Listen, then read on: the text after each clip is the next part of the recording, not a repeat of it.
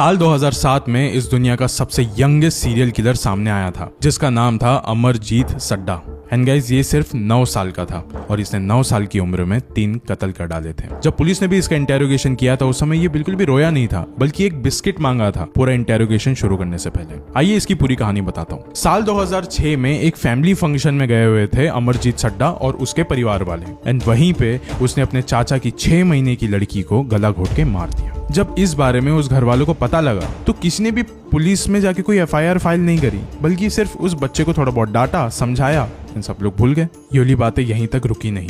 कुछ महीनों बाद उसने अपनी खुद की सगी बहन को भी मार दिया गला घोट के। और जब ये वाली बात भी उसके माँ बाप को पता चली तो उन्होंने उस वक्त भी कुछ नहीं किया, सिर्फ थोड़ा डांटा और सोचा कि वो सुधर जाएगा। फिर वापस से कुछ समय बाद मतलब साल 2007 में उसने अपने पड़ोस की एक छोटी लड़की के साथ सेम किया, उसका भी कत्ल। और फिर ये पूरी कहानी आती है पुलिस के सामने। पुलिस खुद बहुत ज्यादा कंफ्यूज थी कि सिर्फ एक 9 साल का बच्चा ये सारी चीजें कैसे कर सकता है, 3 कत्ल। फिर जब उससे पूछा गया तो अमरजीत सड्डा ने कहा कि जब भी कोई बच्चा बहुत तड़पता है ना, मुझे बहुत अच्छा लगता है वो देखकर, और ऊपर से वो लोग मेरे साथ कुछ कर भी नहीं सकते, ना ही बात कर सकते, तो मुझे अच्छा लगा ये सब कुछ करके। फिर जब कुछ समय बाद पुलिस वालों ने अमरजीत सड्डा के माँ बाप का इंटेरोगेशन किया तभी एक और एक बात सामने आई। उन्होंने कहा कि हम लोग ने कभी किसी को इसलिए नहीं बताया क्योंकि हमको लगा कि ये सुधर जाएगा, लेकिन हमको नहीं पता था कि ये कुछ अलग ही कहानी लिख रहा है। एंड यही सुधरने के इंतजार के वजह से 3 बच्चों की मौत हो गई। फिर यही सब चीजों के वजह से अमरजीत सड्डा को जुवेनाइल जेल में डाल दिया गया।